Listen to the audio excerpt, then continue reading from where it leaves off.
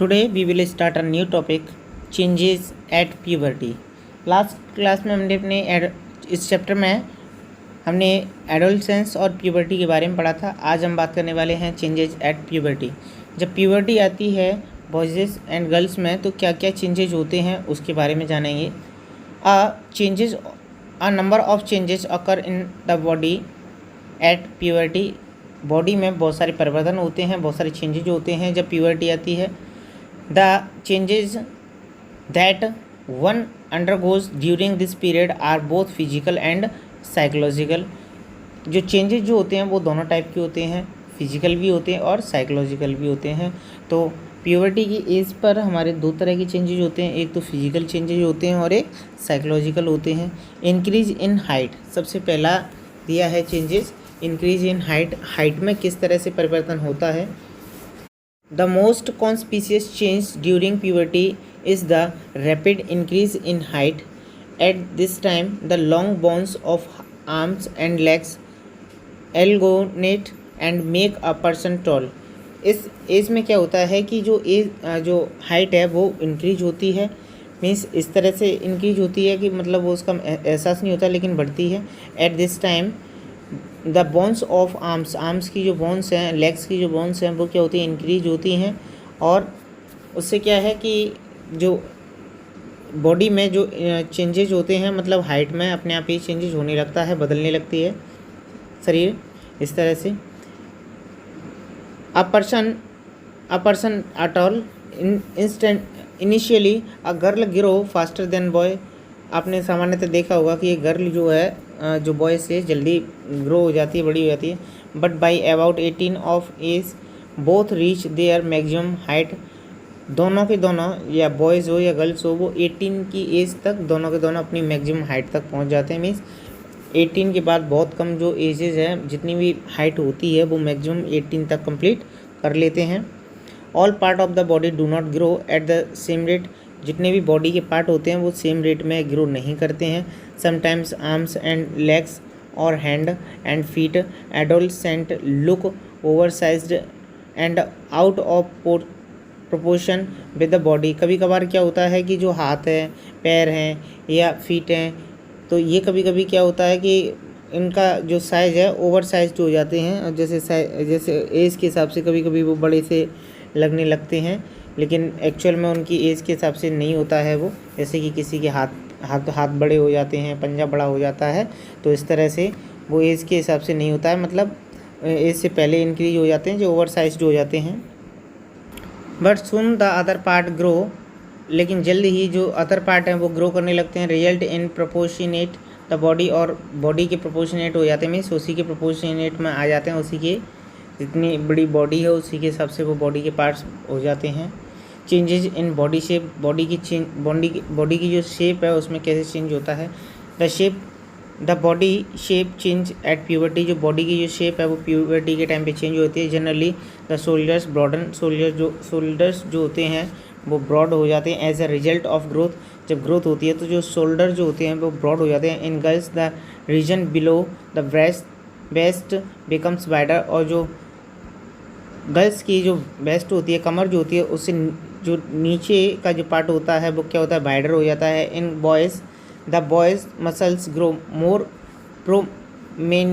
Prominently than girls. जो boys की जो मसल्स हैं गर्ल्स के अपेक्षा ज़्यादा ग्रो करती हैं। 10 changes in body shape occurring in adolescent boys and girls are different. तो इसलिए जो चेंजेज जो होते हैं गर्ल्स और बॉयज़ में थोड़े डिफरेंट होते हैं युवावस्था में।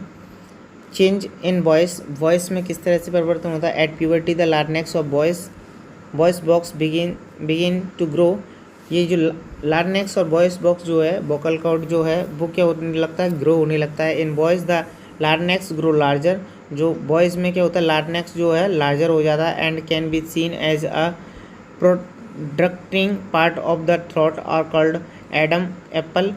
ये बाहर की तरफ ये सीन होने लगता है और उसको हम एडम्स एप्पल के नाम से जानते हैं। In girls the larynx is hardly visible from the outside. और जो गर्ल्स में क्या होता है, जो लार्नेक्स जो होता है बहुत कम दिखाई देता है, because it is small size, क्योंकि इनके अंदर जो लार्नेक्स जो होता है वो बहुत छोटे साइज़ का होता है। Generally the boys have a deep voice, सामान्यतः जो बॉयज़ की जो वॉइस होती है वो डीप होती है। Where girls have a high pitched voice, और जो गर्ल्स की जो हाई पिच्ड वॉइस होती है मीन्स सुरीली आवाज़ होती है। Increase activity of sweat and sebaceous glands during puberty, the secretion of sweat glands and sebaceous glands increase। इस दौरान क्या होता है, स्वेट ग्लैंड्स और सीवेसियस जो ग्लैंड्स होती हैं वो इंक्रीज होने लगती हैं, due to which a lot of sweetening occur in the adolescence boys and girls. जब एडोलसेंस यानी युवावस्था की जो पोजीशन होती है तो बॉयज़ और गर्ल्स में दोनों में ही स्वेट जो है बहुत ज़्यादा आने लगता है, पसीना आने लगता है। Many boys and girls gate pimples, अधिकांश जो कुछ लड़के और लड़कियों के पिंपल्स होने लगते हैं on the face due to the increase activity of this glands. अगर ये इंक्रीज ज़्यादा होने लगती हैं, ये ग्लैंड्स ज़्यादा अगर होने लगती हैं बॉयज़ और गर्ल्स में तो उनके पिंपल्स भी होने लगते हैं। तो ये ग्लैंड्स के कारण होते हैं। ये हमारी जो ग्लैंड्स हैं हमारी स्वेट ग्लैंड्स एंड सेविसियस ग्लैंड्स जो है हमारी, इनके इंक्रीज होने से क्या होता है, पिंपल्स भी आ जाते हैं। स्वेटनिंग की जो कंडीशन है यानी कि पसीना भी आने लगता है, बहुत ज़्यादा आता है। तो ये हमारे एक्टिविटी है। Increase activity, change in mind में किस तरह से परिवर्तन हो रहा है ड्यूरिंग प्यूबर्टी के दौरान। Drastic changes occur in the way of thinking. A person adolescence become more independent than before, become self conscious, they become intelligent and tend to spend considerable time in thinking.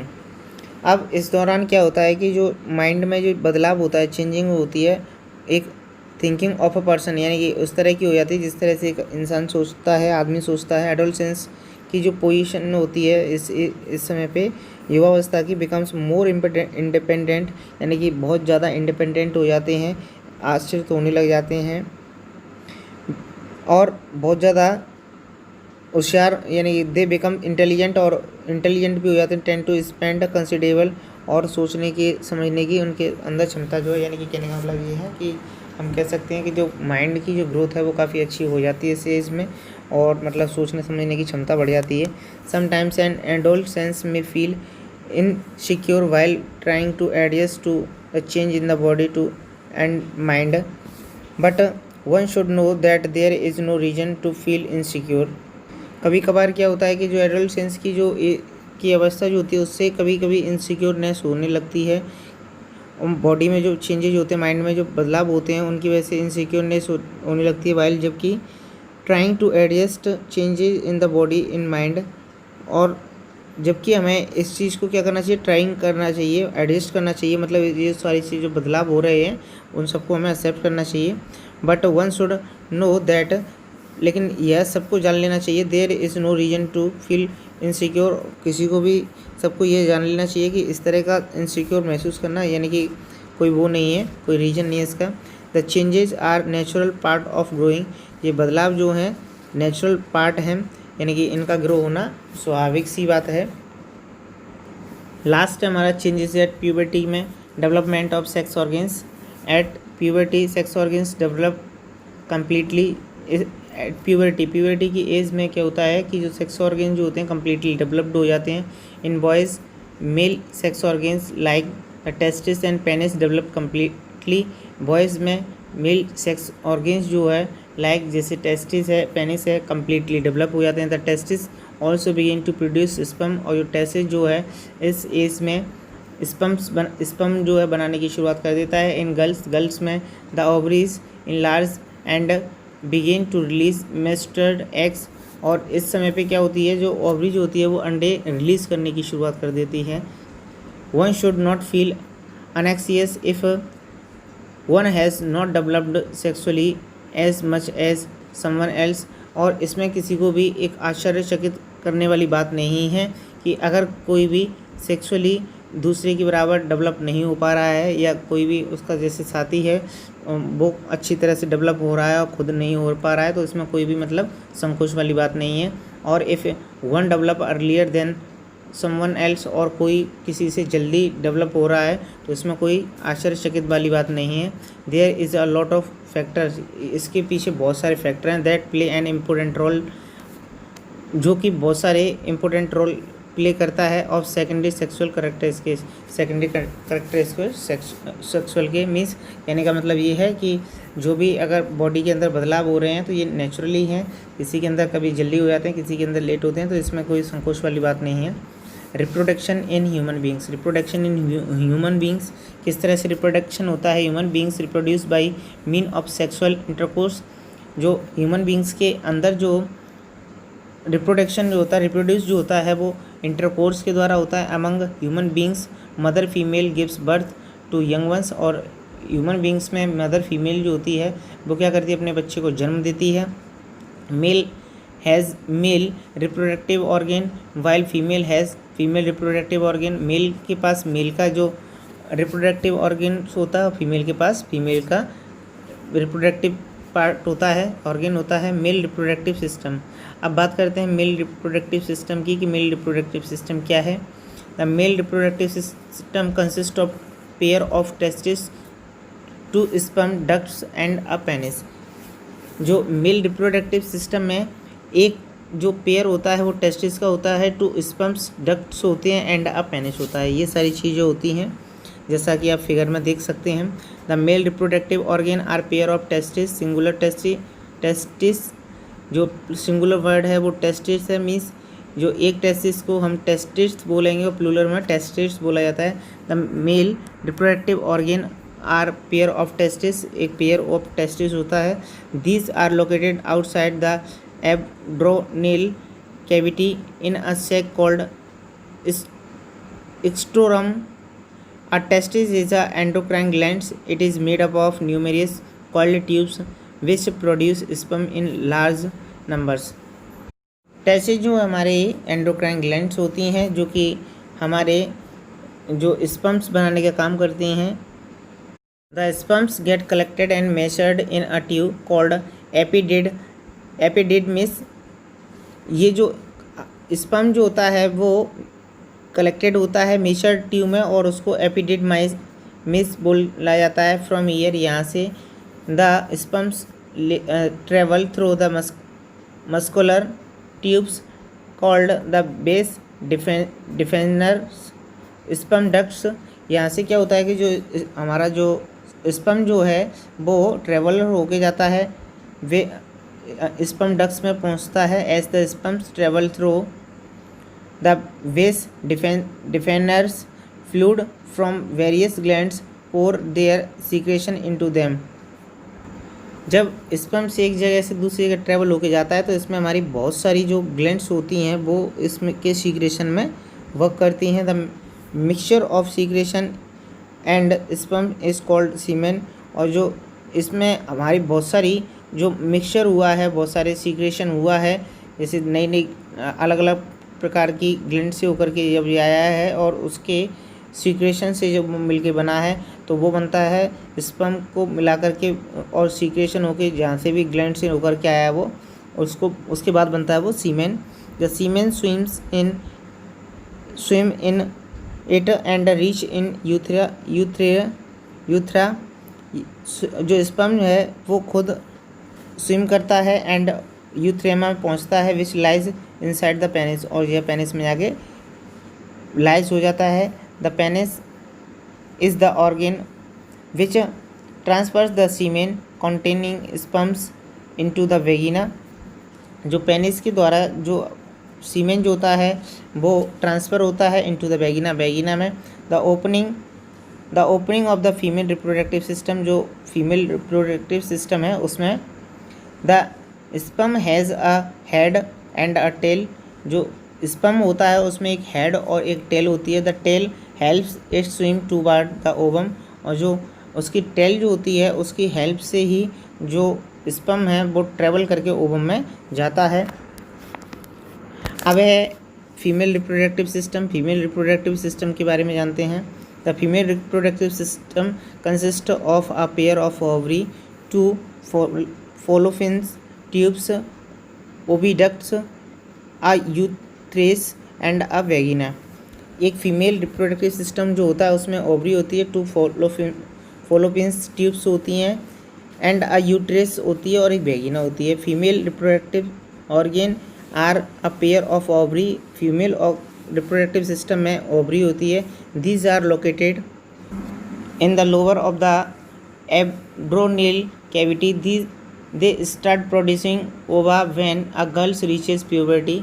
ये क्या होती हैं, ये फॉलोफिन्स जो ovary जो होती है उसमें क्या होता है कि जब एक लड़की जो प्यूबर्टी की एज पे पहुंच जाती है तो उसमें क्या होता है कि जो एग्स जो है रिलीज होने की शुरुआत कर देती है। Usually either of the ovary produce one ovum every month. इसमें क्या होता है कि प्यूबर्टी की एज में आने के बाद जो लड़की जो गर्ल्स जो होती हैं उसकी एवरी मंथ ओवम जो है ओवम को प्रोड्यूस करता है। There lies a muscular tube over each ovary which ends in a funnel with a finger like projections. This tubes is called fallopian tubes और oviducts. Each fallopian tubes carries the ovum from the ovary of the side to the uterus or womb. Uterus is the organ where the zygotes matured and grow till it is ready to born. इसमें क्या होता है कि जब ovary से जो eggs release होते हैं तो वो रिलीज होने के बाद जो एग हैं वो हमारे पूरे कम्प्लीटली डेवलप हो जाते हैं। कम्प्लीटली डेवलप होने के बाद क्या है कि जैसे ही पूरा 1 मंथ का टाइम हो जाता है तो वो क्या होते हैं, पूरी तरह से मतलब नष्ट हो जाते हैं, ख़त्म हो जाते हैं। अगर उनका जो संपर्क है स्पर्म के अगर संपर्क में नहीं आते हैं तो पूरी तरह से वो ख़त्म हो जाते हैं। और ये जो जब इनका संपर्क होता है तो ये क्या है कि यूट्रस में पहुंचते हैं और बॉम्ब्स में पहुंचते हैं। जब ये बॉम्ब्स में पहुंच जाते हैं तो ये एक जायगोट बनाते हैं स्पर्म्स के साथ मिलकर के और ग्रो करते हैं। और जब तक ये ग्रो करते हैं तब तक ये बॉर्न होने के लिए मतलब पूरी तरह से कम्प्लीटली नहीं बन जाते हैं बॉर्न होने के लिए। The lower portion of the uterus is called the cervix. जो लोअर पार्ट जो होता है यूटेरस का वो कर्विक्स होता है। Is connected to the vagina, जो वेगिना से कनेक्टेड होता है। Which opens outside the body, जो कि बॉडी के आउटसाइड में होता है। Vagina receive the penis during the sexual intercourse. Vagina जो है पेनिस को रिसीव करती है सेक्सुअल इंटरकोर्स के दौरान। Ovary are attached to the uterus ligament, और जो ओवरी जो होती है लिगामेंट यूटेरस के द्वारा लिगामेंट से जुड़ी हुई होती है। नेक्स्ट टॉपिक है हमारा मेंस्ट्रुअल साइकिल। मेंस्ट्रुअल साइकिल क्या है? When a girl reaches puberty, जब एक लड़की जो है गर्ल्स जो है प्यूबर्टी की एज पे पहुंचती है। Two ovary inside her body take turn to mature an ovum और एग। तो दो ओवरी जो होती है उसके अंदर क्या होता है, her body turns to mature and ovum egg, और उसमें जो है एग बनने की शुरुआत हो जाती है। Then the ovary release this ovum into the fallopians. जब ये ओवरी जो है उन एग्स को रिलीज़ करती है ओवम के लिए इनटू द फॉलोफिन्स ट्यूब में। Generally the ovum released once in every 28 days.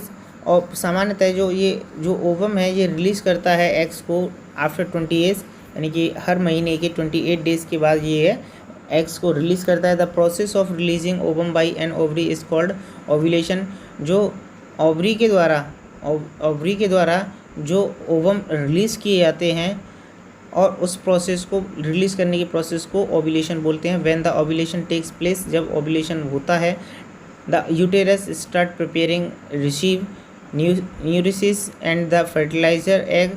It walls get thicked with an increased supply of blood. इसमें क्या होता है कि जब ये इसको रिसीव करता है तो इसमें बहुत सारी ब्लड की सप्लाई होती है। If the ovum does not get fertilize, जब ओवम जो है फर्टिलाइज नहीं होता है, इट डाइज, तो ये क्या होता है, डाइज हो जाता है। And the lining of the uterus breaks up, और उसकी लाइनिंग जो होती है वो ब्रेकअप हो जाती है। Then it is expelled out through the vagina together with the lining uterus and blood. तो इसमें क्या होता है कि जो एग्स जो है रिलीज होते हैं, अगर ये स्पर्म के संपर्क में नहीं आते हैं तो ये क्या होता है, ये नष्ट हो जाते हैं, ख़त्म हो जाते हैं, और ये वेगिना से होते हुए ब्लड के रूप में बाहर आ जाते हैं। This is called menstruation. इस प्रोसेस को मेंस्ट्रुएशन बोलते हैं। The entire process of ovulation thickening of the uterus ball and menstruation is called menstrual cycle. और इस पूरे प्रोसेस को यानी कि जब से एग्स बनने की शुरुआत होती है यूटेरस से पहुंचने से लेकर के मतलब पूरे प्रोसेस को हम मेंस्ट्रुअल साइकिल बोलते हैं। This is generally 28 day cycle. जो साइकिल होता है वो 28 डेज का होता है। Initially menstrual cycle may be irregular and takes some time to become regular. और यह जो है कभी कभार क्या होता है इरेगुलर हो जाता है, मीन्स समय से नहीं होता है, और कभी कभार ये जो है इरेगुलर होता है और कभी कभी रेगुलर भी होता है। During the menstrual cycle the uterus wall passes through the several phases. जो यूटेरस वॉल जो है वो काफ़ी फेसेस से होकर गुजरता है, which is controlled by the two sex hormones oestrogens and progesterone. ये जो है दो सेक्स हार्मोन से होकर गुजरता है, ऑस्ट्रोगेन और प्रोगेस्ट्रोगेरोन से, इन दोनों हार्मोन से होकर गुजरता है। The first phases of the menstrual cycle usually last for about 3 और 5 डेज। जो फर्स्ट जो मेंस्ट्रुअल साइकिल के जो डेज होते हैं वो 3 से लेकर 5 डेज का होता है। ड्यूरिंग दिस पीरियड, इस पीरियड के दौरान the lining of the uterus is shed accomplished by a loss of blood. और इस दौरान क्या होता है कि जो ब्लड की जो लाइनिंग होती हैं वो क्या होती हैं पूरी कम्प्लीटली तरीके से लॉस हो जाती हैं, मीन्स पूरी तरीके से ब्रस्ट हो जाती हैं, फूट जाती हैं। This duration of the first faces is called the women's period. इस फर्स्ट पीरियड इस समय के दौरान को वुमेंस का पीरियड के नाम से जाना जाता है। Technically this is phase is called menstruations and menstrual phases. और टेक्निकली इसको मेंस्ट्रुएशन बोला जाता है या मेंस्ट्रुअल फेस बोला जाता है। Ovulation takes place generally about 12 to 15 days of start menstrual cycle. Ovulation जो है बाद में कम से कम 12 से लेकर 15 दिन का समय लगता है उसको कम से कम स्टार्ट होने में मेंस्ट्रुअल साइकिल को द्वारा से। तो यहाँ आपको एक टेबल दिया गया है जिसमें बताया गया है कि फर्स्ट 1 से लेकर 5 डेज तक क्या होता है, 6 से लेकर 13 डेज तक क्या होता है, 14 डे क्या होता है, एंड 15 से लेकर 28 डे तक क्या होता है। तो फर्स्ट 5 डेज में क्या होता है menstrual blood lining of the wombs is shed. Reason क्या होता है the eggs from the last cycle was not fertilize. जब जो एग जो है हमारे फर्टिलाइज नहीं होते हैं तो क्या होता है वो पूरी तरह से ख़त्म हो जाते हैं और ब्लड के रूप में बाहर आ जाते हैं। 6 से लेकर 13 डेज तक क्या होता है ब्लड लाइनिंग बॉम्ब्स रिपेयर। जो ब्लड लाइनिंग जो हुई है वो होती है वो रिपेयर होती है एंड बुल्स अगेन, और वो फिर से बनने की शुरुआत कर देती है 13 डेज तक। 14वें डे में क्या होता है ovulation eggs are release from the ovary into the fallopian tubes. अब यहाँ क्या होता है 14वें डे ओव्यूलेशन जो है वो उस दिन रिलीज होने की शुरुआत कर देता है। To make the eggs availability of the fertilization, यानी एग्स बनने की शुरुआत हो जाती है 14वें डे से। 15 से लेकर 20 डेज तक क्या होता है the eggs travels down the bombs. यहाँ से क्या होता है एग्स जो है ट्रेवल होके जाते हैं lining of the wombs fills and blood continues to build up and when the fertilization does not occur the lining beings break down। यानी कि 15 से लेकर 28 डेज तक वो जो एग्स हैं वो प्रिपेयर होते हैं और जब वो फर्टिलाइज नहीं होते हैं तो वो क्या होते हैं ब्रेक डाउन हो जाते हैं। तो इस तरह से हमने मेंस्ट्रुअल साइकिल के बारे में पढ़ा। अभी हम इसके चैप्टर के बारे में अपने नेक्स्ट वीडियो में पढ़ने वाले हैं।